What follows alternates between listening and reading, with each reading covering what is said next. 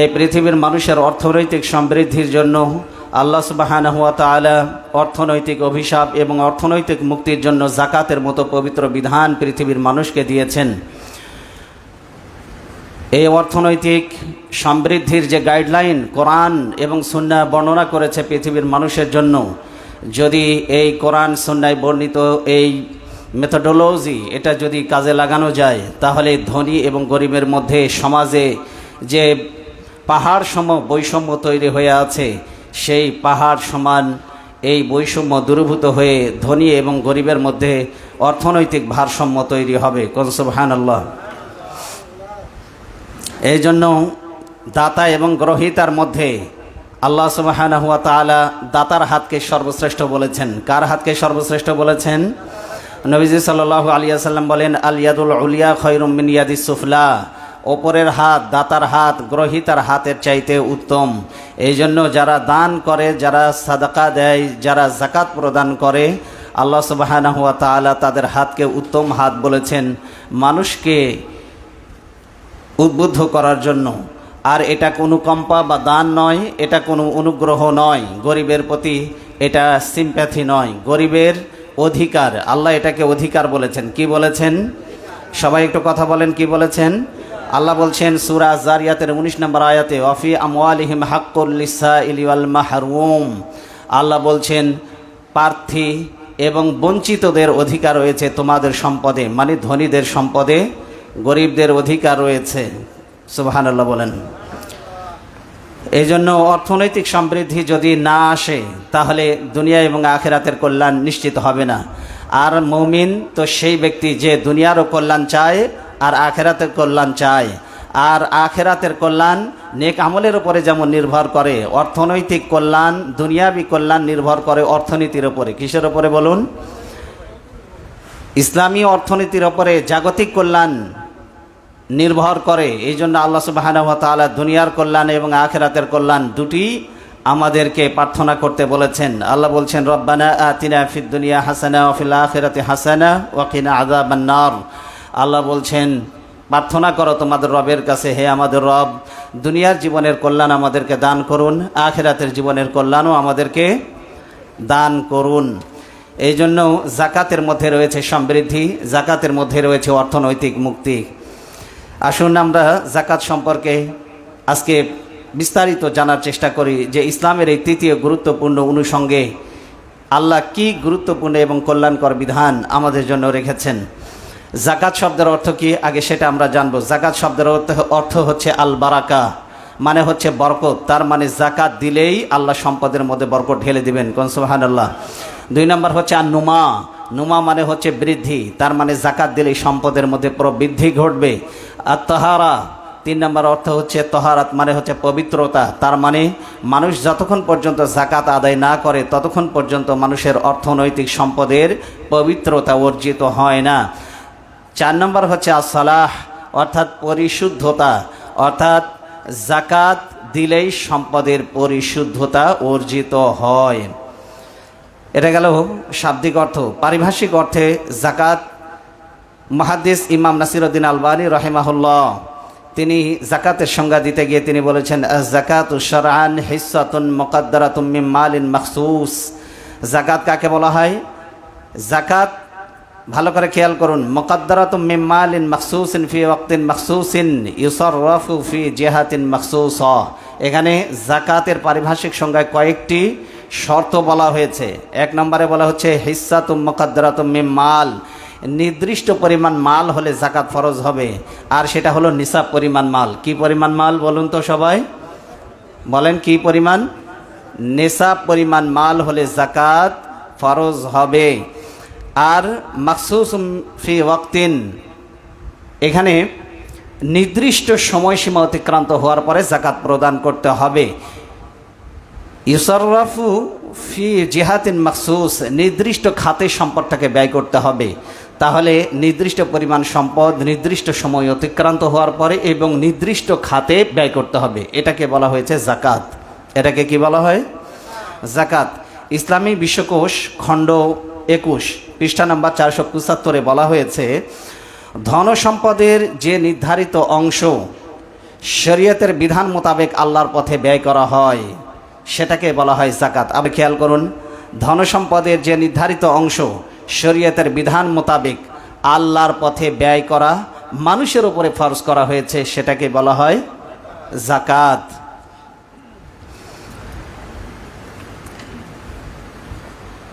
ইসলামের যাকাত প্রদানের বিধানটির শরীয়ী ভিত্তি কি, শরীয়তের হুকুম কি? যাকাত প্রদান করা এটা নফল, সুন্নত বা ওয়াজিব কোনো বিধান নয়। যাকাত প্রদান করা হলো ফরজ। যাকাত প্রদান করা কি বলুন তো? ইসলামে যাকাত হচ্ছে ইসলামের 5টি গুরুত্বপূর্ণ স্তম্ভের তৃতীয় স্তম্ভ। মানুষ সিকোয়েন্স অনুযায়ী বলে নামাজ রোজা, আসলে বিধানটি এরকম নয়। কালিমার পরে, ইমানের পরে ইবাদতের দিক থেকে সবার উপরে স্থান দেওয়া হয়েছে নামাজ, আর নামাজের পরে বলা হয়েছে যাকাত। কোরআনের সিকোয়েন্সটা হচ্ছে নামাজ, যাকাত, নামাজ এবং যাকাত। যাকাত এটা প্রদান করা হলো আল্লাহর আদেশ, তাই এটা ইসলামী শরীয়তে প্রদান করা ফরজ। আল্লাহ কোরআনে 82টি জায়গায় এই একই আদেশ করেছেন। যেখানেই বলেছেন নামাজের কথা সেখানে পাশাপাশি বলেছেন যাকাতের কথা। আল্লাহ কোরআনে বলছেন, দেখুন খেয়াল করুন, সূরা আল বাকারার 110 নম্বর আয়াতে আল্লাহ বলছে, আকিমুস সালাহ ওয়া আতুজ যাকাহ, তোমরা নামাজ কায়েম করো, যাকাত আদায় করো। কার আদেশ এটা?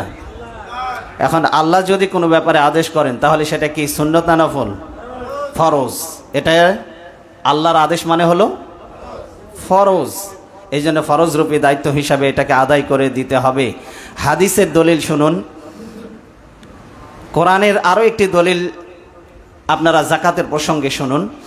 আল্লাহ বলছেন, খুয মিন আমওয়ালিহিম সাদাকাতান তুতাহিরুহুম ওয়া তুযাক্কিহিম বিহা ওয়া সাল্লি আলাইহিম। খুয মিন আমওয়ালিহিম সাদাকাতান, তুমি তাদের সম্পদ থেকে সাদাকা আদায় করো, সাদাকা গ্রহণ করো, যাকাত গ্রহণ করো, ওয়া তুযাক্কিহিম, এবং তাদেরকে পরিশুদ্ধ করে দাও। তুতাহিরুহুম, আল্লাহ বলছেন পবিত্র করে দাও, ওয়া তুযাক্কিহিম, আর তাদেরকে কি করো?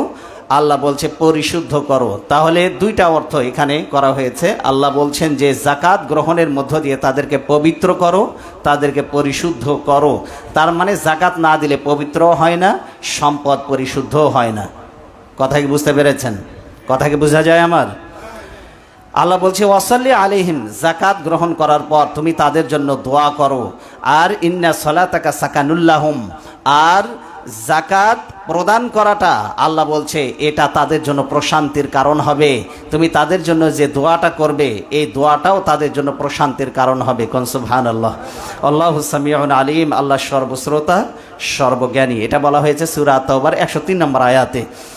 হাদিসের দলিল শুনুন, আন ইবনে ওমর আনিন নবী সাল্লাল্লাহু আলাইহি ওয়াসাল্লাম বুনিয়াল ইসলামু আলা খামসিন, ইসলাম প্রতিষ্ঠিত হয়েছে 5টি ভিত্তির উপরে। ইসলাম হচ্ছে একটা তাঁবুর মতো। কিসের মতো?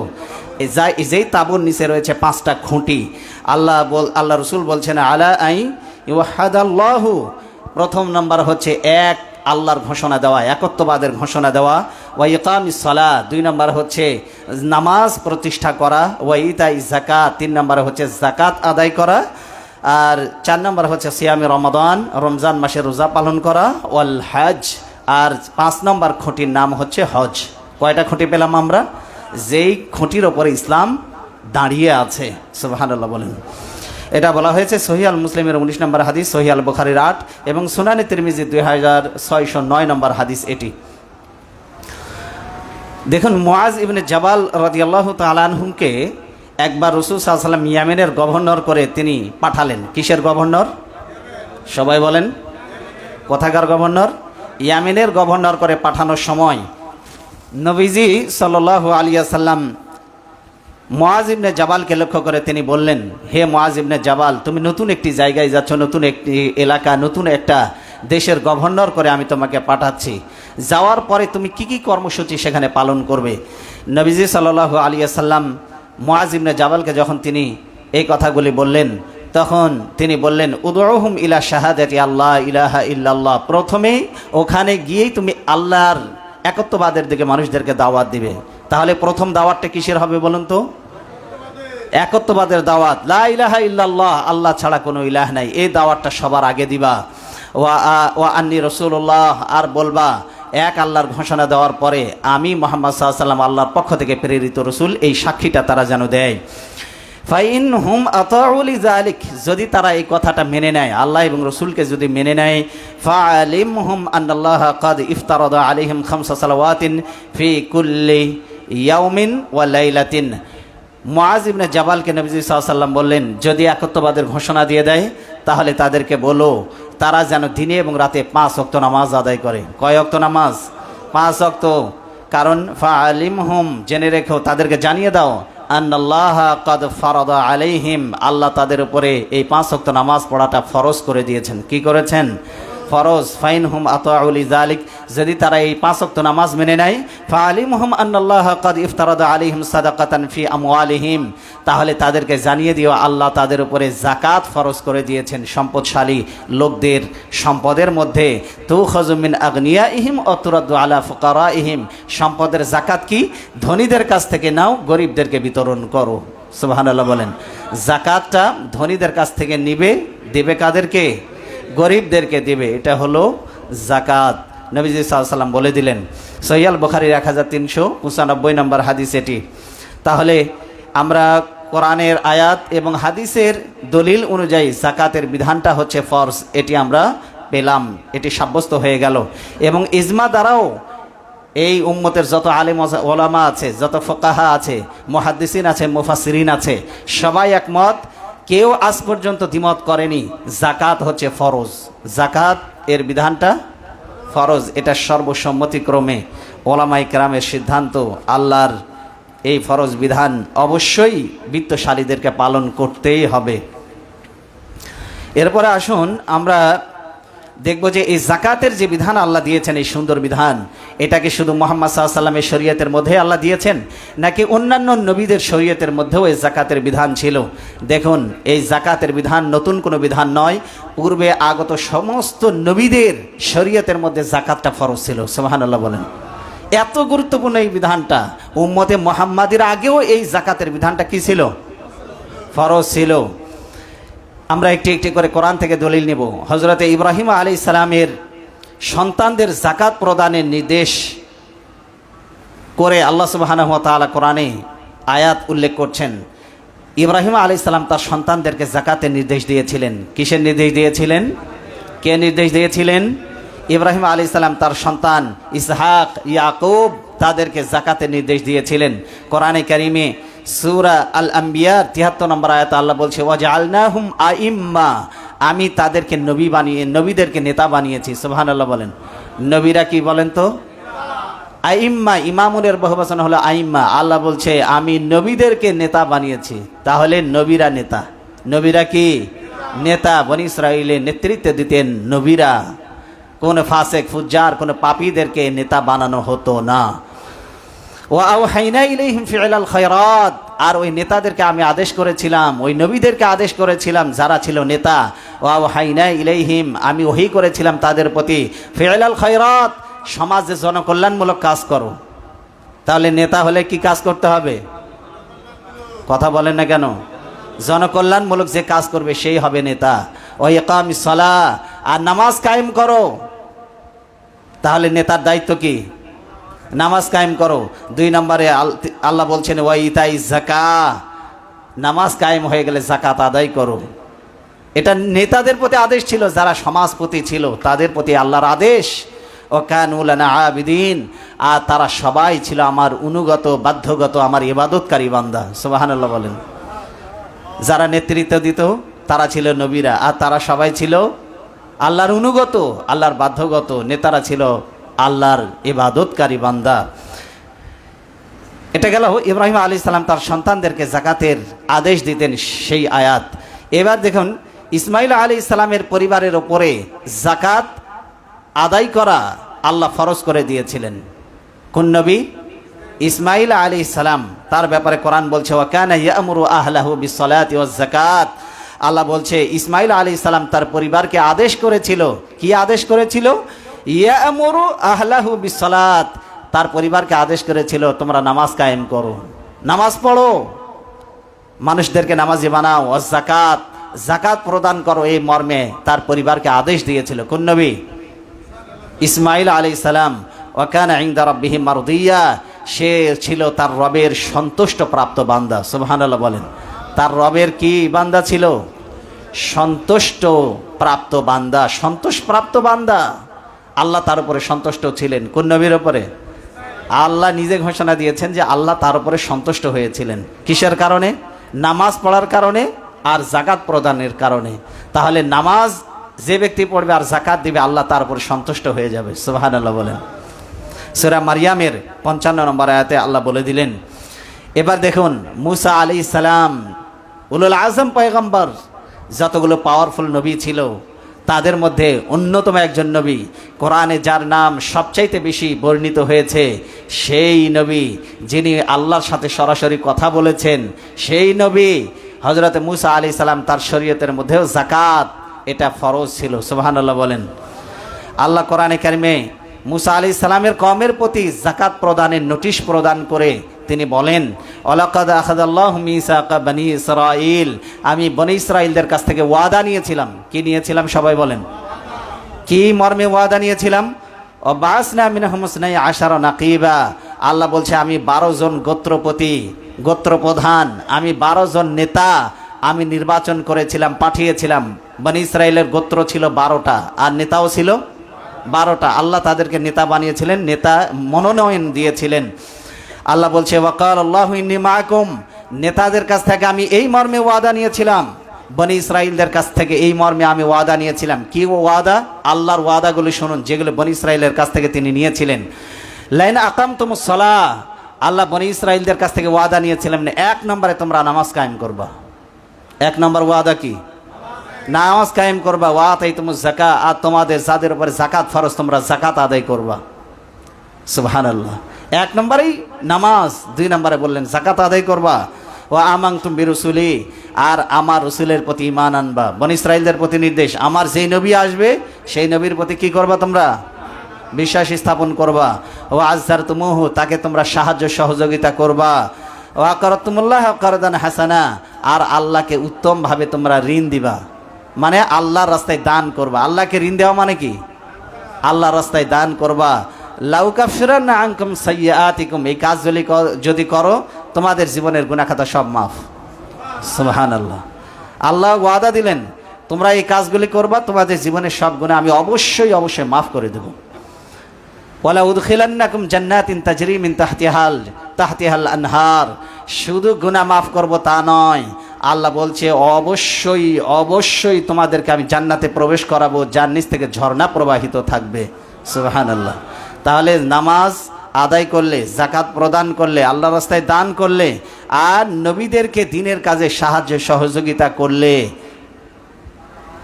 জীবনের গুনাহ খাতা মাফ, জান্নাতের ওয়াদা আল্লাহ কর্তৃক লাভ করা যাবে যদি এই কাজগুলি আমরা করতে পারি। সুবহানাল্লাহ বলেন। সূরা আল মাইদা 5 নম্বর সূরা 12 নম্বর আয়াত। এবার আপনি সিদ্ধান্ত নেন কি করবেন। এই কাজগুলি করলে জীবনের গুনাহ মাফ অবশ্যই। আল্লাহ এখানে তাকিদ দিয়ে বলেছেন, লাম তাকিদ বানুন তাকিদ সাকিলা দরফেলে মুস্তাকবিল মারুফ। আল্লাহ বলছে অবশ্যই অবশ্যই তোমাদেরকে আমি জান্নাতে প্রবেশ করাবো, জীবনে গুনাহ মাফ করে দেব, কোনো সন্দেহ নেই। ঈসা আলাইহিস সালাম তিনি আল্লাহর মনোনীত একজন নবী ছিলেন, তিনি আল্লাহর বান্দা ছিলেন। তার শরীয়তের মধ্যেও এই যাকাতটাকে আল্লাহ ফরজ করে দিয়েছিলেন। সুবহানাল্লাহ। 1 নম্বর আয়াতে আল্লাহ বলছেন, সূরা মারিয়ামের 31 নম্বর আয়াত, আল্লাহ বলছে ওয়াজআলানি মুবারাকান আইনামা কুনতু, আল্লাহ বলছেন ওয়াজআলানি মুবারাকান, আল্লাহ আমাকে বানিয়েছেন বরকতময়। কোন নবী? ঈসা আলাইহিস সালাম। বলেন কোন নবী? সবাই বলেন কোন নবী? ঈসা আলাইহিস সালাম। আল্লাহ তার ব্যাপারে বলছেন আল্লাহ আমাকে বরকতময় বানিয়েছেন, বরকতময় করেছেন। আমি যেখানে থাকবো আল্লাহ বরকত ঢেলে দিবেন। সুবহানাল্লাহ। আইনামা কুনতু, যেখানেই থাকি আল্লাহ বরকত দিয়ে দিবেন। এই জন্যই তো দুনিয়াতে আসার পর আবার কোরআনের শাসন তিনি প্রতিষ্ঠা করবেন। দাজ্জালের বধ হবে ঈসা আলাইহিস সালামের হাত ধরে। দুনিয়াতে ন্যায় এবং ইনসাফের শাসন কায়েম করবেন ঈসা আলাইহিস সালাম। ওয়া আওসানি বিসসালাহ, আল্লাহ আমাকে আদেশ করেছেন বিসসালাত, নামাজের ব্যাপারে আদেশ করেছেন। ওয়াজ যাকাত, যাকাতের ব্যাপারে আদেশ করেছেন। মা দুমতু হাইয়া, যতদিন আমি বেঁচে থাকবো। সুবহানাল্লাহ বলেন। যতদিন বেঁচে থাকবো। নামাজ আর যাকাতের আদেশ করেছেন কে? কাকে আদেশ করেছেন? ঈসা আলাইহিস সালামকে। তাহলে ঈসা আলাইহিস সালামের শরীয়তের মধ্যে আল্লাহ যাকাত ফরজ করেছিলেন, মুসা আলাইহিস সালামের শরীয়তের মধ্যে যাকাত ফরজ ছিল, ইসমাঈল আলাইহিস সালামের শরীয়তের মধ্যে যাকাত ফরজ ছিল, ইব্রাহিম আলাইহিস সালাম তার বংশধরদের শরীয়তের মধ্যেও যাকাত ফরজ ছিল। এখন আসুন, যাকাত যদি আদায় না করি তাহলে কি শাস্তি হবে? যাকাত আদায় না করলে একটা শাস্তি হবে দুনিয়াতে, আর একটা শাস্তি হবে আখেরাতে। কয়টা শাস্তি? সবাই বলেন কয়টা শাস্তি? প্রথমে আমরা শুনবো ইহকালীন শাস্তি। দুনিয়ার জীবনে কি শাস্তি হবে যারা যাকাত দিবে না তাদের ব্যাপারে শুনুন। ইহকালীন শাস্তি হচ্ছে, এক নম্বরে নবীজি সাল্লাল্লাহু আলাইহি ওয়াসাল্লাম বলছেন, মা মানাআকামুজ যাকাত ইল্লা ইবতালাহুমুল্লাহু বিসসিনিন। কোনো জাতি যদি যাকাত আদায় না করে আল্লাহ তাদেরকে দুর্ভিক্ষের কবলে ফেলে দিবেন। কিসের কবলে? দুর্ভিক্ষ। আর একটা হচ্ছে ইল্লা হাবাসা আনহুমুল কাতারা। আল্লাহ রাসূল সাল্লাল্লাহু আলাইহি ওয়াসাল্লাম বলছেন, আল্লাহ আসমান থেকে বৃষ্টি বন্ধ করে দিবেন, অতিবৃষ্টি অনাবৃষ্টি শুরু হয়ে যাবে, দুর্ভিক্ষের কবলে পড়ে যাবে, আর কি হবে? অনাবৃষ্টি দেখা দিবে। নবীজি সাল্লাল্লাহু আলাইহি ওয়াসাল্লাম বলছেন, হাবাসা আনহুমুল কাতর, অর্থাৎ বৃষ্টি আসমান থেকে বন্ধ হয়ে যাবে। যাকাত যারা আদায় করবে না, কি বন্ধ হয়ে যাবে? বৃষ্টি বন্ধ হয়ে যাবে। আর একটা কি শাস্তি? বিসসিনিন, দুর্ভিক্ষের কবলে ফেলে দেওয়া হবে, জ্বলে পুড়ে সব শেষ হয়ে যাবে, ক্ষেতের ফসল থাকবে না, বন্যার পানিতে ভেসে চলে যাবে, থাকবে না যারা যাকাত দিবে না। তাবরানী শরীফের হাদিস 4577 নম্বর হাদিস। 2 নম্বর শাস্তি হলো প্রশাসনের পক্ষ থেকে শাস্তি। যদি ইসলামী সমাজ ব্যবস্থা যদি প্রতিষ্ঠিত থাকতো তাহলে যারা যাকাত দিবে না তাদের প্রশাসনের পক্ষ থেকে শাস্তির ব্যবস্থা করা হতো। ইবনে ওমর রাদিয়াল্লাহু তাআলা আনহু এই হাদিসটি বর্ণনা করেছেন। তিনি বলেন, উমিরতু আন উকাতিলান নাস হাত্তা ইয়াশহাদু আল্লা ইলাহা ইল্লাল্লাহ ওয়া আন্না মুহাম্মাদুর রাসূলুল্লাহ ওয়া ইয়াকিমুস সালাহ ওয়া ইউতুজ যাকাহ ফাইযা ফাআলু যালিকা আসামু মিন্নি দিমাআহুম ওয়া আমওয়ালাহুম ইল্লা বিহাক্কিল ইসলাম ওয়া হিসাবুহুম আলাল্লাহ। নবীজি সাল্লাল্লাহু আলাইহি ওয়াসাল্লাম বলেছেন, আল্লাহ আমাকে আদেশ করেছেন, আমাকে পাঠিয়েছেন মানুষের সাথে লড়াই করার জন্য, যতক্ষণ পর্যন্ত তারা ঘোষণা না দিবে আল্লাহ এক এবং মুহাম্মদ সাল্লাল্লাহু আলাইহি ওয়াসাল্লাম আল্লাহর রাসূল, এই ঘোষণা যতক্ষণ না দিবে আমি তাদের সাথে লড়াই চালিয়ে যাব। যদি তারা এই ঘোষণা দেয় আর নামাজ যদি কায়েম করে, যাকাত যদি আদায় করে, ফাইজা ফাআলু যালিকা আসামু মিন্নি দিমাআহুম ওয়া আমওয়ালাহুম, তাহলে অর্থ সম্পদ এবং জীবনের নিরাপত্তা আমার কাছ থেকে লাভ করবে। সুবহানাল্লাহ। যাকাত দিলে ইসলামী রাষ্ট্রের পক্ষ থেকে তার জান মালের নিরাপত্তা দেওয়া হবে, কিন্তু যে ব্যক্তি যাকাত দিবে না তার জান মালের কোনো নিরাপত্তা নাই। তাহলে এবার বুঝুন কত বড় গুরুত্বপূর্ণ ব্যাপার। ফাইজা ফাআলু যালিকা আসামু মিন্নি দিমাআহুম ওয়া আমওয়ালাহুম, তার সম্পদ এবং তার জীবনের নিরাপত্তা দেওয়া হবে যে ব্যক্তি যাকাত দিবে আর নামাজ কায়েম করবে। এরপরে তিনি বললেন, ইল্লা বিহাক্কিল ইসলাম, তবে কোনো ব্যক্তি যদি ইসলামের অন্যান্য বিধান লঙ্ঘন করে তাহলে তার উপরে আল্লাহর বিধান অনুযায়ী শাস্তি কার্যকর হবে। যদি চুরি করে হাত কেটে দেওয়া হবে, যদি জেনা করে পাথর মেরে হত্যা করা হবে, যদি ডাকাতি করে শুলে চড়ানো হবে, যদি আল্লাহর অন্যান্য বিধান লঙ্ঘন করে সেই অনুযায়ী তাকে শাস্তি পেতেই হবে। এই জন্য তিনি বললেন, ওয়া হিসাবুহুম আলাল্লাহ, আল্লাহর হিসাব, তার হিসাব আল্লাহর ক্ষেত্রে আল্লাহ তার আইন অনুযায়ী নেবেন। কিন্তু যাকাত আদায় করলে আর নামাজ কায়েম করলে সে ইসলামী রাষ্ট্রের পক্ষ থেকে নিরাপত্তা লাভ করবে। কি লাভ করবে সবাই বলুন? নিরাপত্তা লাভ করবে যে ব্যক্তি যাকাত দিবে। তাহলে আখেরাতের শাস্তি এবার আমরা শুনবো। আখেরাতের শাস্তি কি হবে যদি যাকাত আদায় না করা হয়? এটা গেল দুনিয়ার শাস্তি। 1 নম্বরে আল্লাহ বলেছেন, আল্লাহ রসুল বলেছেন, আসমান থেকে বৃষ্টি বন্ধ করে দেওয়া হবে আর তাদের উপরে দুর্ভিক্ষ নেমে আসবে। আর 2 নম্বর শাস্তি হচ্ছে প্রশাসনের পক্ষ থেকে শাস্তি, তার বিরুদ্ধে আইনানুগ ব্যবস্থা নেওয়া হবে যদি যাকাত আদায় না করে। এবার আসুন আমরা জানবো যে যাকাত আদায় না করলে পরকালীন জীবনে আখেরাতে কি শাস্তি হবে তার। যদি কোনো ব্যক্তি যাকাত আদায় না করে, আল্লাহ কোরআনে তার শাস্তির কথা উল্লেখ করেছেন। কোথায় উল্লেখ করেছেন? কোরআনে সূরা তাওবার 34 এবং 35 নম্বর আয়াতে আল্লাহ বলছেন, ওয়াল্লাযীনা ইয়াকনিজুনা আয-যাহাবা ওয়াল ফিদ্দাতা ওয়া লা ইউনফিকুনাহা ফি সাবিলিল্লাহ ফাবাশশিরহুম বিআযাবিন আলীম। যারা স্বর্ণ এবং রৌপ্য জমা করে রাখে, আল্লাহর রাস্তায় যারা ব্যয় করে না, তাদেরকে যন্ত্রণাদায়ক শাস্তির সুসংবাদ দাও। কি শাস্তি? কথা বলেন একটু। যন্ত্রণাদায়ক শাস্তির সুসংবাদ দাও। কি রকম শাস্তি হবে? ইয়াউমা ইউহমা আলাইহা ফি নারি জাহান্নামা ফাতুকুয়া বিহা জিবাহুহুম ওয়া জুনুবুহুম ওয়া যুহুরুহুম হাযা মা কানাসতুম লিআনফুসিকুম ফাদুকু মা কুনতুম তাকনিজুন। আল্লাহ কোরআনে বলছেন যে জাহান্নামের আগুনে স্বর্ণ এবং রৌপ্য যা তারা জমা করে রেখেছে এগুলিকে গলানো হবে। এগুলিকে কি করা হবে বলুন? গলানো হবে। এরপরে 3টি অঙ্গে তাদেরকে এই স্বর্ণ এবং রৌপ্য যা জাহান্নামের আগুনে গলানো হবে এটা দিয়ে তাদেরকে সেকা দেওয়া হবে, তাদের অঙ্গ প্রত্যঙ্গ পোড়ানো হবে। 3টা জায়গার কথা আল্লাহ এখানে উল্লেখ করেছেন। কয়টি জায়গা?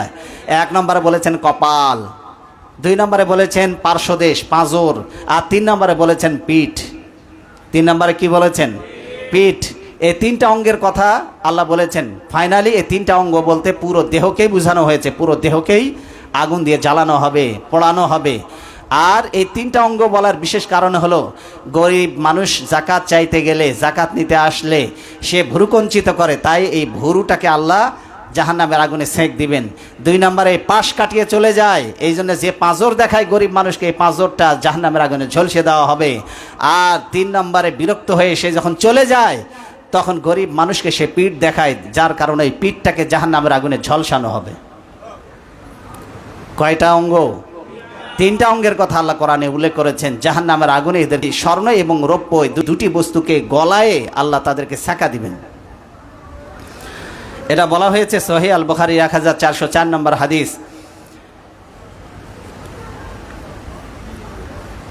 নবীজি সাল্লাল্লাহু আলাইহি সাল্লামের কাছে সাহাবায়ে কেরাম জিজ্ঞাসা করলেন, খালিদ ইবনে আসলাম থেকে বর্ণিত এক গ্রাম্য মানুষ এসে জিজ্ঞাসা করলেন, হে আল্লাহ রসুল, আল্লাহ যে স্বর্ণ এবং রৌপ্য জমা করা স্বর্ণ রৌপ্য বলতে কি বুঝিয়েছেন?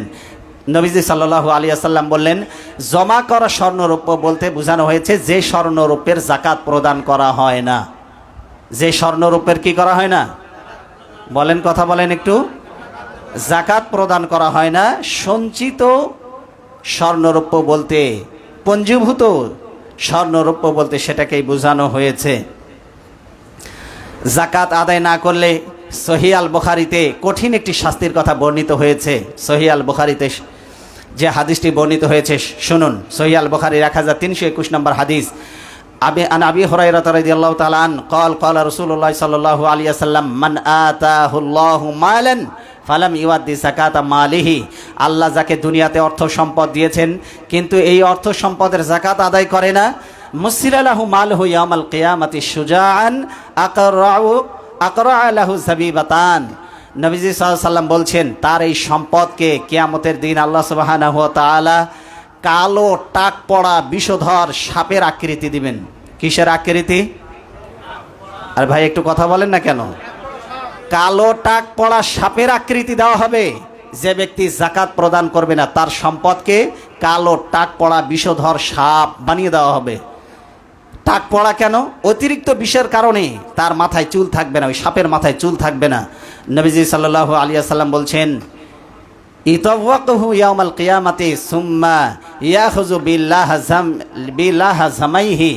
নবীজি সাল্লাল্লাহু আলাইহি ওয়াসাল্লাম বলছেন, ইয়ানি সিদকাইহি, ওই কালো টাক পড়া বিষধর সাপ তার গলায় পেঁচিয়ে দেওয়া হবে, ঝুলিয়ে দেওয়া হবে মালার মতো করে।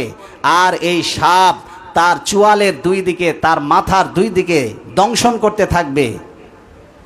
হতে পারে এমন যে সাপের 2টা মাথা থাকবে, 2 দিক দিয়ে দংশন করতে থাকবে। মাথার 2 দিকে, গালের অর্থাৎ চুয়ালের 2 দিকে দংশন করতে থাকবে, 2 গালে দংশন করতে থাকবে। আর বলবে কি? বলবে সুম্মা ইয়াকুল আনা মালুকা আনা কানজুক। ওই সাপ বলবে, ও আল্লাহর বান্দা, আমি তোমার সেই সম্পদ যা তুমি জমা করেছিলে কিন্তু আল্লাহর রাস্তায় যাকাত আদায় করনি, আল্লাহর রাস্তায় দান করনি, সেই সম্পদই আজকে আল্লাহ আমাকে সাপ বানিয়ে তোমার গলায় ঝুলিয়ে দিয়েছে। নবীজি সাল্লাল্লাহু আলাইহি ওয়াসাল্লাম সুম্মা তালা এই আয়াতটি পড়লেন, ওয়ালা ইয়াহসাবান্নাল্লাযীনা ইয়াবখালুনা বিমা আতাহুমুল্লাহু মিন ফাদলিহি হুয়া খায়রাল লাহুম। আল্লাহ বলছে, আল্লাহ তাদেরকে যে সম্পদ দিয়েছে ওরা কৃপণতা করছে আর মনে করছে যে এটা আমাদের জন্য বড় উত্তম। না, আল্লাহ বলছেন বাল হুয়া শাররুল লাহুম, এটা তাদের জন্য উত্তম নয়, এটা তাদের জন্য অকল্যাণকর। সেই তো ওয়াকুহু মা বাখিলু বিহি ইয়াউমাল কিয়ামা, কৃপণ ব্যক্তির গলায় অতি সত্বর তার সম্পদকে আমি জাহান্নামের আগুনের শিকল বানিয়ে ঝুলিয়ে দেব। জাহান্নামের আগুনের শিকলে আমি তাকে বন্দি করব। এই সম্পদ মানে, এই সম্পদ দুনিয়ার সম্পদ যা খরচ করা হয় না আল্লাহর রাস্তায়, এই সম্পদটা মনে করবেন এটা বিষধর সাপ, এটা জাহান্নামের আগুনের তৈরি বেড়ি। আল্লাহর কথা, কার কথা? আল্লাহর কথা। এই জন্য আমরা যাকাত, আল্লাহ আমাদেরকে আমাদের সম্পদে যে অধিকার, গরিব মানুষের যে অধিকার আল্লাহ রেখেছেন, সে অধিকারটা যেন আমরা যথাযথভাবে আদায় করে দেই। বলেন আমিন। আল্লাহ সেই তৌফিক দান করুন। দেখুন, সম্পদের যাকাত, কয়েক ধরনের সম্পদের যাকাত দিতে হয়। প্রায় 5 থেকে 6 ধরনের সম্পদের যাকাত দিতে হয়। নগদ অর্থের যাকাত দিতে হয়, স্বর্ণরৌপ্যের যাকাত দিতে হয়, গবাদি পশুর যাকাত দিতে হয়, ব্যবসায়িক পণ্যের যাকাত দিতে হয়। এগুলির যাকাত দিতে হবে আপনাকে। নবীজি সাল্লাল্লাহু আলাইহি ওয়াসাল্লাম বলেছেন, যাদেরকে আল্লাহ পশু দিয়েছে, অর্থাৎ গরু, ছাগল, উট, এগুলির মালিক যারা, তারা যদি যাকাত না দেয় তাদের শাস্তির কথাও কোরআনে হাদিসে বর্ণিত হয়েছে। সামগ্রিকভাবে কোরআনে স্বর্ণরৌপ্যের যাকাতের শাস্তির কথা বর্ণিত হয়েছে। হাদিসে যারা গবাদি পশুর মালিক, তারা যদি যাকাত আদায় না করে তাদের শাস্তির কথা বর্ণিত হয়েছে। শুনুন, হাদিসটি সহিহ মুসলিমের 2339 নম্বর হাদিস। নবীজি সাল্লাল্লাহু আলাইহি ওয়াসাল্লাম বলেছেন, আল্লাহ যাদেরকে ধনসম্পদের মালিক বানিয়েছেন, ওই ধনসম্পদ, ওই স্বর্ণরৌপ্যের যাকাত না দিলে সেটা জাহান্নামের আগুনে গলিয়ে তাদেরকে সেঁকা দেওয়া হবে। এটা গেল সম্পদের যাকাত আদায় না করার, স্বর্ণরৌপ্যের যাকাত আদায় না করার শাস্তি। সম্পদগুলিকে সাপে পরিণত করা হবে। এটা গেল সম্পদের যাকাত আদায় না করার শাস্তি। কিন্তু নবীজি সাল্লাল্লাহু আলাইহি ওয়াসাল্লাম বলছেন, আল্লাহ যাদেরকে উটের মালিক বানিয়েছে, এই উটের মালিকেরা যদি উটের যাকাত আদায় না করে তাহলে কি শাস্তি হবে? নবীজি সাল্লাল্লাহু আলাইহি ওয়াসাল্লাম বলছেন, কিয়ামতের ময়দানে ওই উটগুলিকে আল্লাহ তরুতাজা উটের আকৃতি প্রদান করবেন। আর এই উটগুলি দুনিয়াতে যেমন তরতাজা ছিল, ওই রকম তরতাজা আকৃতি নিয়ে তারা ঝাঁকে ঝাঁকে দলে দলে আসবে। আর যে ব্যক্তি যাকাত আদায় করতো না, তাকে উন্মুক্ত একটি মাঠে তাকে শুইয়ে দেওয়া হবে। কি করা হবে? আপনারা একটু মনোযোগ দেন। উন্মুক্ত একটি মাঠে কি করা হবে? কথার জবাব দিবেন। উন্মুক্ত একটি মাঠে শুইয়ে দেওয়া হবে যে ব্যক্তি উটের যাকাত দিত না। আর হুষ্টপুষ্ট আকৃতি নিয়ে ওই উটগুলি ঝাঁক বেঁধে, দল বেঁধে আসবে। আর নবীজি সাল্লাল্লাহু আলাইহি ওয়াসাল্লাম বলেন, উটগুলি তাদের পা দিয়ে তাদেরকে মারাতে থাকবে, পাড়াতে থাকবে। এক ঝাঁক চলে যাবে, আর এক ঝাঁক চলে আসবে। এভাবে করে যতদিন মানুষের হিসাব নিকাশ শেষ না হবে ততদিন পর্যন্ত এভাবে উটের ওই পাল তাদেরকে পাড়াতেই থাকবে। আর বিচার শেষ হবে না 50,000 বছর যত বড় লম্বা। 50 আলফা সানা মিম্মা তাউদ্দুন, তোমাদের গণনা মতে 50,000 বছর যত বড় লম্বা, কিয়ামতের বিচারের দিন হবে তত বড় লম্বা। তার মানে 50,000 বছর ধরে তাদেরকে পাড়াতেই থাকবে, মারাতেই থাকবে। এরপরে নবীজি বলেছেন, এরপরে বিচার কার্য যখন 50,000 বছর পরে শেষ হয়ে যাবে, এরপরে কেউ জান্নাতের পথ ধরবে, কেউ জাহান্নামের পথ ধরবে। দল বেঁধে মানুষ জাহান্নামে যাবে, দল বেঁধে একসাথে জান্নাতের দিকে যাবে। সুবহানাল্লাহ বলেন। জান্নাতে একসাথে দল বেঁধে যাওয়ার আনন্দ আলাদা। আপনারা যখন পিকনিকে যান, সবাই মিলে একসাথে দল বেঁধে যান, তখন কি কষ্টের হয় না আনন্দের হয়? আর দুনিয়ার সবচেয়ে আনন্দের মুহূর্ত হবে যেই দিন মানুষ দল বেঁধে জান্নাতের দিকে রওনা দেবে। সুবহানাল্লাহ। এই জন্য আল্লাহ যাদেরকে গবাদি পশু দিয়েছে তাদেরকে অবশ্যই সম্পদের যাকাত, তাদের গবাদি পশুর যাকাত আদায় করে দিতে হবে। ছাগলের গরুর ক্ষেত্রে একই কথা বলা হয়েছে যে হুষ্টপুষ্ট আকৃতি নিয়ে ওই ছাগল আসবে, ওই গরু আসবে, আর তার মালিককে পাড়াতে থাকবে, তাকে শুইয়ে দেওয়া হবে উন্মুক্ত একটি ময়দানে। আর পাড়াতে থাকবে যতদিন মানুষের হিসাব নিকাশ শেষ না হবে। এক পাল যাবে, আর এক পাল আসবে, এভাবে করে তাকে 50,000 বছর পর্যন্ত মারাতেই থাকবে, পাড়াতেই থাকবে। তাদের পা দিয়ে তাদেরকে ক্ষত বিক্ষত করতেই থাকবে। নবীজি সাল্লাল্লাহু আলাইহি ওয়াসাল্লাম আরেকটা হাদিসের মধ্যে বলেছেন, যে ব্যক্তি যে জিনিসের যাকাত আদায় করবে না সেটা সে ওই বস্তু সেটা ঘাড়ে করে নিয়ে উঠবে। ছাগল ঘাড়ে করে নিয়ে উঠবে, ছাগল প্যাঁ প্যাঁ করতে থাকবে। গরুকে ঘাড়ে করে নিয়ে উঠবে, গরু হাম্বা হাম্বা করতে থাকবে। যে জিনিস যার অধিকার যে নস্যাৎ করবে, যার অধিকার যে নষ্ট করবে, ওইটা তার ঘাড়ে চাপিয়ে দিয়ে আল্লাহ তাকে কিয়ামতে হাজির করবেন। এই জন্য মানুষের অধিকারগুলি আদায় করে দিতে হবে। পারা যাবে ইনশাআল্লাহ? বলেন পারা যাবে?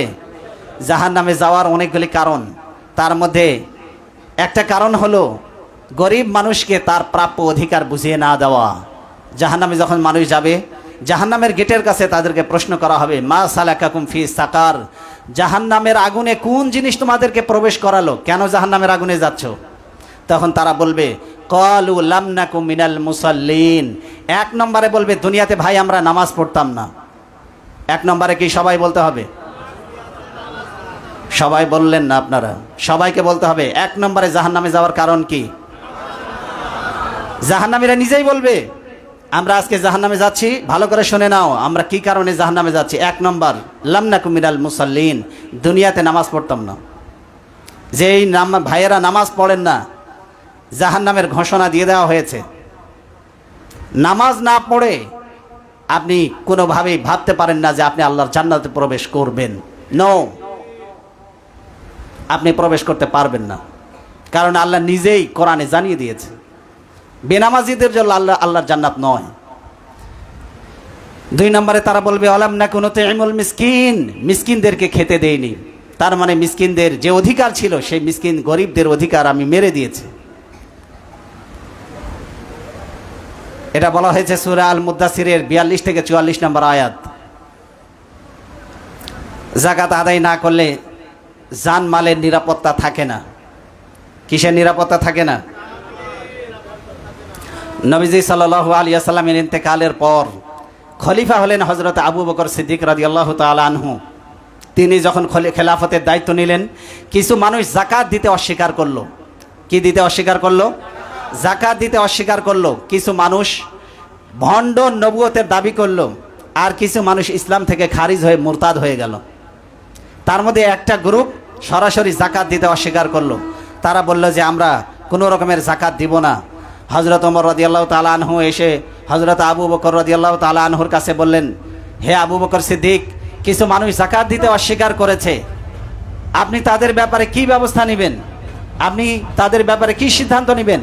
তিনি বললেন, আল্লাহি আন উকাতিলান নাস, উমিরতু আন উকাতিলান নাস।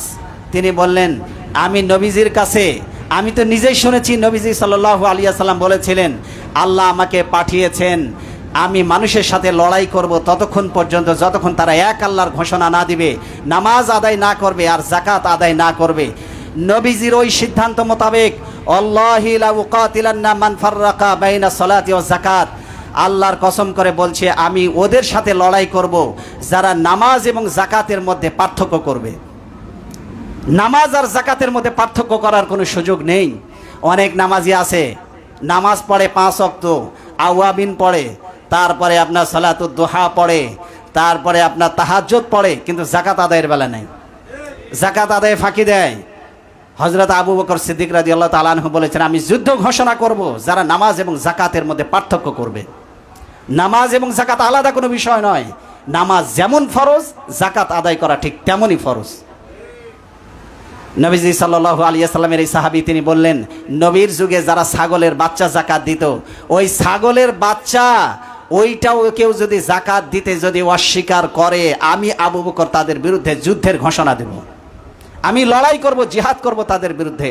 হযরত ওমর রাদিয়াল্লাহু তাআলা আনহু বললেন, হে আল্লাহর রাসূল, তারা তো হে আল্লাহর নবীর খলিফা উত্তরসূরি, হে যোগ্য খলিফা আবু বকর, আল্লাহ রাসূল সাল্লাল্লাহু আলাইহি ওয়াসাল্লাম তো বলেছেন যে ব্যক্তি কালিমা এক আল্লাহর ঘোষণা দেবে, যে ব্যক্তি আমি কি নবীকে নবী হিসাবে মানবে, তার সম্পদ তার রক্তের নিরাপত্তার দায়িত্ব আমি দেব, তাহলে আপনি কি করে তাদের সাথে লড়াই করবেন? তিনি বললেন, তুমি জানো না যে ব্যক্তি নামাজ এবং যাকাতের মধ্যে পার্থক্য সূচিত করবে, আল্লাহর কসম আমি ওদের বিরুদ্ধে যুদ্ধের ঘোষণা দিলাম। কারণ নবীজি নিজেই বলেছেন, যে ব্যক্তি এক আল্লাহর ঘোষণা না দিবে, নামাজ না আদায় করবে, আর যতক্ষণ পর্যন্ত যাকাত না দিবে, নবীজি বলেছেন আমি তার বিরুদ্ধে লড়াই করব। ওই সিদ্ধান্ত অনুযায়ী আমিও ঘোষণা দিচ্ছি, যে ব্যক্তি যাকাত দিতে অস্বীকার করবে আমি তার সাথে যুদ্ধ করব। হযরত আবু বকর সিদ্দিক রাদিয়াল্লাহু তাআলা আনহুর এই ভাষণ শুনে, তার এই বক্তব্য দৃঢ় সিদ্ধান্ত শুনে হযরত ওমর রাদিয়াল্লাহু তাআলা আনহু তিনি বললেন, যে রাআইতু কদ শারাহাল্লাহু সাদরা আবু বকর, তিনি বললেন সাদরা আবি বকর, তিনি বললেন যে আবু বকরের সিনাকে আল্লাহ উন্মুক্ত করে দিয়েছে, আমি বুঝতে পেরেছি। লিল কিতাল, যুদ্ধের জন্য আল্লাহ আবু বকরের সিনাকে উন্মুক্ত করে দিয়েছে। ফা আরাফতু আন্নাহুল হক, আমি বুঝে নিলাম যে আবু বকর সঠিক সিদ্ধান্তের উপরে রয়েছে। তার মানে যারা যাকাত দিবে না তাদের সাথে যুদ্ধ করার যে সিদ্ধান্ত আবু বকর রাদিয়াল্লাহু তাআলা আনহু নিয়েছে, আন্নাহুল হক, সেটা সত্য, সেটা সঠিক সিদ্ধান্ত নিয়েছে। কারণ আমার মনে হয়েছে আল্লাহ তার সিনাটাকে উন্মুক্ত করে দিয়েছে। কিসের জন্য? লিল কিতাল, যুদ্ধের জন্য। এই জন্য কেউ চাইলেই যাকাত দেবে না, এটা মামু বাড়ির কোনো আবদার না, যাকাত তাকে দিতেই হবে। কার ঘোষণা এটি? বলেন কার ঘোষণা? আল্লাহর ঘোষণা। যাকাত আদায় করলে সম্পদে পবিত্রতা এবং সমৃদ্ধি, পরিশুদ্ধি ঘটে। এই জন্য যাকাত দিলে মানসিক প্রশান্তি অর্জন করা যায়। যাকাত যারা দিবে তাদের সম্পদে বৃদ্ধি করে দেওয়া, এটা হলো আল্লাহর ওয়াদা। কার ওয়াদা? মাসালুল্লাযীনা ইউনফিকুনা আমওয়ালাহুম ফি সাবিলিল্লাহ কামাসালি হাববাতিন আম্বাতাত সাবআ সানাবিলা ফি কুল্লি সুমবুলাতিন মিয়াতু হাব্বা। আল্লাহ কোরআনে বলছেন, যে ব্যক্তি আল্লাহর রাস্তায় দান করে, যাকাত আদায় করে, তার দৃষ্টান্ত হলো যে সে একটা বীজ বপন করলো, একটা বীজ থেকে 7টা শীষ হলো, প্রতিটা শীষে 100 করে দানা হলো, 7টা শীষে কতশো দানা হলো? বলেন বলেন কত হলো? 700। একটা বীজ থেকে 7টা শীষ হলো, প্রতিটা শীষে 100 করে দানা হলো, কতটা হলো? 700 দানা হলো। আল্লাহর রাস্তায় 1 টাকা দান করার অর্থ হলো 700 গুণ তত্তর করে আল্লাহ তার সওয়াবকে বাড়িয়ে দেন। সুবহানাল্লাহ। এই জন্য যাকাত দিলে সম্পদে প্রবৃদ্ধি ঘটিয়ে দেন আল্লাহ সুবহানাহু ওয়া তাআলা নিজে। কে প্রবৃদ্ধি ঘটান? আল্লাহ রাসূল সাল্লাল্লাহু আলাইহি ওয়াসাল্লাম বলেছেন, মান তাসাদ্দাকা বিআদলিন তামরাতিম মিন কাসবিন তাইয়িবিন, যদি কোনো ব্যক্তি হালাল এবং পবিত্র উপার্জন থেকে যদি 1 টাকা আল্লাহর রাস্তায় দান করেন, ওয়ালা ইয়াসাদু ইলাল্লাহি ইল্লা তাইয়িব, তবে সেটা হতে হবে হালাল এবং পবিত্র। হালাল এবং পবিত্র দান ছাড়া আল্লাহ কখনো সেটা গ্রহণ করেন না। মদের ব্যবসা করে দান করবা মাদ্রাসায়, এতিমখানায়, কাজ হবে না, আল্লাহ ওটা নিবে না। সুতরাং আল্লাহ রাসূল সাল্লাল্লাহু আলাইহি ওয়াসাল্লাম বলছেন, ফাইনাল্লাহা ইয়াতাকাব্বালুহু বিয়ামিনি, মানুষ যখন দান করে আল্লাহ নিজে হাতে সেটা গ্রহণ করেন। সুবহানাল্লাহ বলেন। দান করার অর্থ হলো আল্লাহর হাতে দিয়ে দেওয়া। আল্লাহ রাসূল বলছেন আল্লাহ নিজে হাতে ওটা নিয়ে নেন। সুম্মা ইউরাব্বিহা লিসাহিবিহি কামা ইউরাব্বি আহাদুকুম ফালুয়াহু হাত্তা তাকুনা মিসলাল জাবাল। নবীজি সাল্লাল্লাহু আলাইহি ওয়াসাল্লাম বলছেন, তোমাদের ওই দানটাকে আল্লাহ নিজে হাতে গ্রহণ করে লালন পালন করতে শুরু করে দেন। যেভাবে তোমরা ছাগলের বাচ্চা, ঘোড়ার বাচ্চা, গরুর বাচ্চা লালন পালন করে বড় করো, আল্লাহর কাছে তোমাদের দান বড় হতে থাকে, বড় হতে থাকে, বড় হতে থাকে, এমনকি পাহাড়ের সমান, ওহদ পাহাড়ের সমান হয়ে যায়। পৃথিবীর সবচেয়ে বড় মাউন্ট এভারেস্ট পাহাড়ের চাইতে বড় হয়ে যায়। আপনি ছোট ছোট দান দুনিয়াতে করেছেন, কিয়ামতের দিন দেখতে পাবেন বড় বড় পাহাড়ের স্তূপ, হাজার হাজার পাহাড়, সওয়াবের পাহাড় আপনার সামনে হাজির হয়ে গেছে। দুনিয়ার ছোট ছোট দানগুলি আপনি জানেন না, দুনিয়ার ছোট ছোট নেক আমলগুলি কত বড় হয়ে ধরা দেবে আপনার কাছে। এই জন্য আমরা দান করার অর্থ হলো আল্লাহকে ঋণ দেওয়া। দান করার অর্থ আল্লাহকে, তো ঋণ দিলে যে যার কাছ থেকে টাকা ধার নেই তার বাড়ির আশপাশ দিয়ে আর হাঁটি না, রাস্তা চেঞ্জ করে ফেলি। যেই দোকানে বাকি খাই ওই দোকানেও আর ভুল করে 1 বছরের মধ্যে পা দেই না। এই স্বভাব আমাদের আছে না নাই? কিন্তু আল্লাহ কি বলছেন শুনুন, ইন তুকরিদুল্লাহ কারদান হাসানা, আল্লাহ আমার রব কত মহান।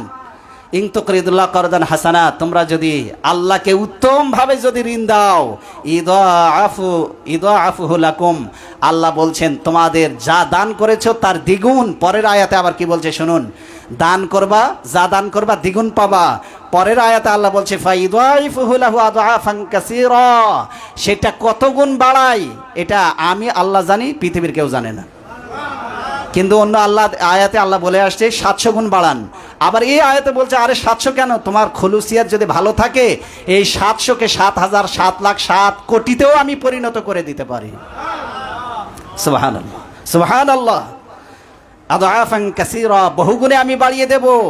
আল্লাহু ইয়াকবিদু ওয়া ইয়াবসুতু, আরে আল্লাহ বলছে আমি তো মানুষকে ধনী বানাই, আমি মানুষকে গরিব বানাই, সব তো আমার হাতে। চোখের সামনে দেখেন নাই, এক সময় যারা ফেরি করত, এক সময় যারা ফুটপাতে কাজ করত, আজকে আলিশান বিল্ডিং এর মালিক হয়ে গেছে। কোটি কোটি টাকার বিজনেসের মালিক, আমার জানা মতে, আমি নাম বলবো না, এমন শিল্পপতি আমি শুনেছি এবং তাকে আমি চোখে দেখেছি। সেই লোকটা নাকি মানুষের বাড়িতে বাড়িতে ভাতের ফ্যান চেয়ে খাইতো। সে বাংলাদেশে সুনামধন্য যে কয়টা ইন্ডাস্ট্রিজ আছে তার মধ্যে একটা ইন্ডাস্ট্রিজের মালিক। তাহলে কে ধনী বানান? গরিবকে বানান। অনেক গরিব কোটি কোটি টাকার মালিক নিঃস্ব পথের ফকির হয়ে গেছে, এরকমের দৃষ্টান্ত কি আছে? বড় কোম্পানির মালিক ছিল এক সময়, এখন দেউলিয়া হয়ে গেছে, এখন মানুষের কাজ করে, এরকম আছে? আহা, সেই দিন দেখলাম একটা বড় হোটেলের রেস্তোরাঁর মালিক ছিল সে, সেই দিন দেখলাম রাস্তায় বোতল টোকায় বেড়াচ্ছে। ডিবিসি নিউজ এটাকে নিউজ করেছে। এই জন্য আল্লাহ বলছে আল্লাহু ইয়াকবিদু ওয়া ইয়াবসুতু, ধনী গরিব এটা তো আমি বানাই, তুমি মিয়া চিন্তা করো কেন? আমার রাস্তায় দান করো, খরচ করো, এই কথা মনে করো না যে তুমি গরিব হয়ে যাবা। ধনী গরিব বানানোর চাবিকাঠি তো আমার হাতে। কার হাতে? বলেন কার হাতে? আল্লাহর হাতে। এবার আসুন আমরা একটু কয়েকটি মাসালা জেনে নেব। জাকাত কয়টা খাতে আপনি দিবেন? জাকাত আল্লাহ কোরআনে 8টি খাত বলেছেন। কয়টি খাত বলেছেন? ইন্নামাস সাদাকাতু লিল ফুকারা ওয়াল মাসাকিন ওয়াল আমিলিনা আলাইহা ওয়াল মুআল্লাফাতি কুলুবুহুম ওয়া ফির রিকাব ওয়াল গারিমিন ওয়া ফি সাবিলিল্লাহি ওয়া ইবনিস সাবিল। আল্লাহ এই সূরা তাওবার 60 নম্বর আয়াতে 8টি খাত বলেছেন। 1 নম্বর গরিব। 1 নম্বরে কে বলেন তো? গরিব কাকে বলা হয়? যে নিজের প্রয়োজন মেটাতে পারে না, মৌলিক প্রয়োজন খাদ্য, বস্ত্র, বাসস্থান, শিক্ষা, চিকিৎসা, এই legal rights, fundamental rights, human rights, এই মানুষের মৌলিক মানবাধিকার যে নিজের চাহিদা মতো মেটাতে পারে না তাকেই বলা হয় গরিব। নুন আনতে পান্তা ফুরাই। আর মিসকিন কাকে বলা হয়? যে গরিবের থেকেও গরিব, মানে নিঃস্ব, কিছুই নাই, এটাকে বলা হয় মিসকিন। একে আপনি জাকাতের অর্থ দিতে পারবেন। আল আমিলিন, জাকাত রাষ্ট্রীয়ভাবে আদায়কারী নিয়োজিত কর্মচারী যারা, তাদেরকে জাকাতের অর্থ থেকে বেতন দেওয়া যাবে। আল মুআল্লাফাতুল কুলুব, মুআল্লাফাতুল কুলুব মানে হলো ইসলামের দুশ্মন যারা, বিধর্মী অথবা ইসলামের দুশ্মন, টাকা জাকাতের অর্থ দিয়ে ইসলামের বিরুদ্ধে যাতে ষড়যন্ত্র না করে এই জন্য তাকে আটকায় রাখা, এটা জায়েজ। ইসলামের বিরুদ্ধে কলম চালায়, আছে না নাই? ওদেরকে কিছু টাকা দিয়ে মুখ বন্ধ করে দেওয়া, এটা জায়েজ আছে। তবে ওই খাতটা বন্ধ হয়ে গেছে, এই নিয়ে অনেক আলেমরা বলে ওই খাত আগে অমুসলিমদের ইসলামের দিকে আকৃষ্ট করার জন্য জাকাত থেকে টাকা দেওয়া হতো, কিন্তু ওমর রাদিয়াল্লাহু তাআলা আনহু পরবর্তীতে ওই খাতটা তিনি বন্ধ করে দেন। তিনি বলেন আগে যখন ইসলাম দুর্বল ছিল, মুসলমানের সংখ্যা কম ছিল, ইসলামে মানুষকে দীক্ষিত করার জন্য মুসলিমদের জাকাতের টাকা দেওয়া হতো। এখন মুসলমানের অভাব নাই, গোটা দুনিয়াতে ইসলাম বিজয়ী হয়ে গেছে, এখন আর অমুসলিমদেরকে টাকা দেওয়ার কোনো প্রয়োজন নাই, বন্ধ করে দাও। বন্ধ, ওই খাতটা বন্ধ হয়ে গেছে, অনেক আলেমের মত। 5 নম্বর হচ্ছে আফির রিকাব, দাস মুক্তি, মানে হলো আল্লাহর দিন বিজয়ী করতে গিয়ে জালিমের জিন্দানখানায় যে মুমিন মুসলমানেরা বন্দী হয়ে আছে তাদেরকে জামিন করানোর জন্য, মুক্ত করার জন্য জাকাতের টাকা থেকে খরচ করা যেতে পারে। ফি সাবিলিল্লাহ, আল্লাহর রাস্তায় খরচ করতে, যারা ইসলামকে বিজয়ী করার জন্য ওই ফিলিস্তিন যারা লড়াই করছে ওই মুজাহিদ ভাইদেরকে জাকাতের টাকা থেকে সহযোগিতা করা জায়েজ আছে এবং এটা দিতে হবে, এটা আল্লাহর আদেশ।